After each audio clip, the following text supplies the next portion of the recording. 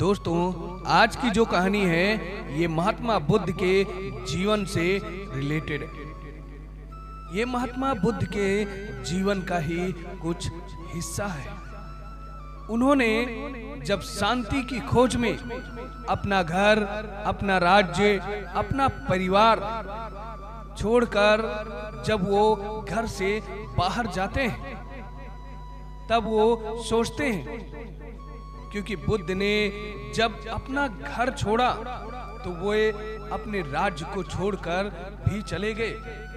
राज्य की सीमाएं छोड़ दी, क्योंकि वहां रहेंगे तो पिता के द्वारा भेजे गए आदमी उन्हें समझाएंगे, उन्हें बुझाएंगे, उन्हें रिझाएंगे।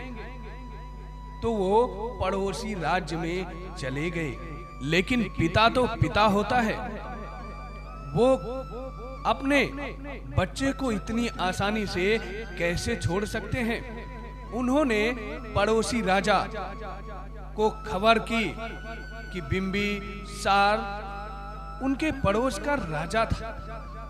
वह बुद्ध के पिता का बचपन का मित्र था। दोनों साथ साथ पढ़े थे, दोनों ने साथ साथ विद्या का अध्ययन किया था। पुरानी दोस्ती थी। उन्होंने खबर भेजी कि मेरा बेटा सन्यास के रास्ते पर निकल गया है, वह तुम्हारे राज्य में कहीं है, आप जाओ, उसे समझाओ और उसे वापस ले आओ। बिंबिसार महात्मा बुद्ध की खोज करता है और उनके पास वह स्वयं जाता है और बुद्ध से बहुत ही प्रेम पूर्वक कहता है और उनसे मिलता है। उन्होंने कहा, हो जाता है, कभी हो गई होगी कोई बात, तुम्हारी और तुम्हारे पिता की नहीं बनती।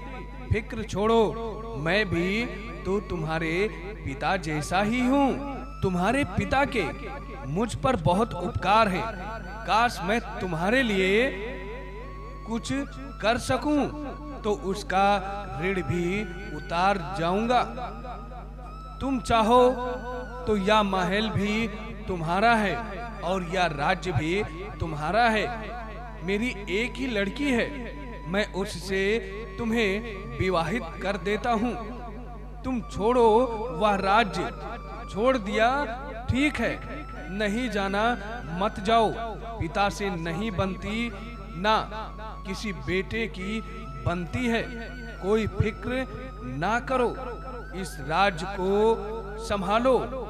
वैसे तो यह राज्य भी तुम्हारा है, क्योंकि अकेले बेटे हो, पिता बूढ़े हैं, तो तुम दोहरे राज्य के मालिक हो जाओगे। बुद्ध जी हंसने लगे।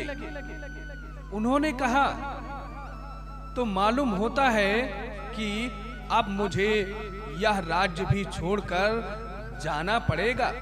इसलिए तो छोड़कर चला आया कि वहां समझाने वाले आएंगे। यहाँ भी आ गए, लेकिन बिंबिसार ने कहा कि तुम अभी भी जवान हो, अभी तुम्हें जीवन का अनुभव नहीं है। इतनी जल्दबाजी मत कीजिए, अधैर्य ना करो। चलो महल, सोचो विचारो, समय दो। मैं तुमसे कहता हूँ, पछताओगे आगे पीछे। बुद्ध ने इतना ही पूछा कि क्या तुम अपनी छाती पर हाथ रखकर यह कह सकते हो कि तुमने जीवन में वह पा लिया जिससे तृप्ति होती है। बिंबिसार थोड़ा बेचैन हुआ, छाती पर हाथ रखकर कहता है, ना कह सका। आदमी ईमानदार रहा होगा। उसने कहा, या तो मैं ना कह सकूंगा कि मैंने वह पा लिया जिससे जीवन में तृप्ति हो जाती है, जिससे जीवन परिपूर्ण हो जाता है। तो बुद्ध ने कहा फिर मुझे बाधा ना डालो। तुम्हारे महल में मैं वही पा सकूंगा जो तुमने पाया है। उससे तुम्हें तृप्ति नहीं मिली तो मुझे कैसे मिलेगी? मेरे पिता को नहीं मिली तो मुझे कैसे मिलेगी? किसको कब मिली है? तुम मुझे मेरी राह पर छोड़ दो। तुम मुझे मेरी बर्बादी पर छोड़ दो। दया मत करो, क्योंकि मैंने तुम जो आबाद हो उनको मैंने बर्बाद देखा है। तुम मुझे बर्बादी पर छोड़ दो। कौन जाने, शायद यही आबाद होने का रास्ता हो। और एक दिन बुद्ध आबाद हुए और एक दिन बिंबिसार उनके चरणों में झुककर यह माना कि बुद्ध ने जो अपने जीवन में लक्ष्य रखा था, जिस सत्य की खोज के लिए वो अपने राज्य, अपने राजमहल, अपना सब कुछ छोड़कर वो निकले थे, एक दिन उन्हें वो सत्य का बोध जरूर हुआ। उस सत्य के बारे में उन्होंने ना कि सिर्फ अपने ही, वो इस पूरे दुनिया को भी अवगत कराया कि जीवन का सत्य क्या है। उन सारी चीजों से लोगों को उसके बारे में बारीकियों से समझाया और बताया कि जीवन की सच्चाई क्या है। दोस्तों, यही चीजें हमारे जीवन में भी लागू होता है।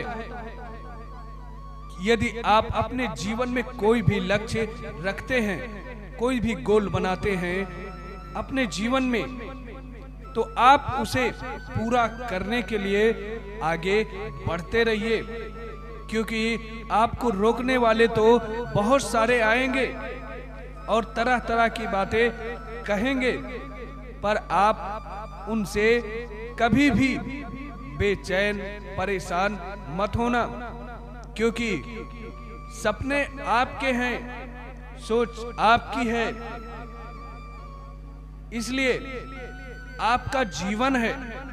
जब सब कुछ आपका है तो आप ही अपने सपने को पूरा करेंगे, ना कि जो समझाने आए हैं उन्हें क्या पता कि आपका सपना क्या है।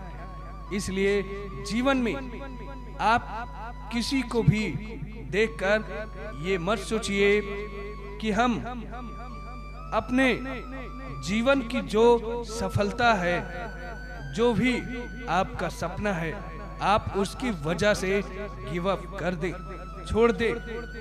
नहीं, ऐसा आप अपने जीवन में कभी मत कीजिएगा और हमेशा आगे बढ़ते रहे अपने सपने की ओर। मुझे उम्मीद है दोस्तों कि ये कहानी आप लोगों को अच्छी लगी होगी। ऐसे बहुत सारी कहानियां सुनने के लिए आप हमारे चैनल को सब्सक्राइब कीजिएगा। तो आपने अपना बहुमूल्य समय दिया इस स्टोरी को पूरा सुनने के लिए। आप सभी दोस्तों का हृदय से प्रेम पूर्वक धन्यवाद। तो मिलते हैं नए स्टोरी में, नई वीडियो के साथ और नई कहानी के साथ। जब तक के लिए जय हिंद, जय भारत, वंदे मातरम।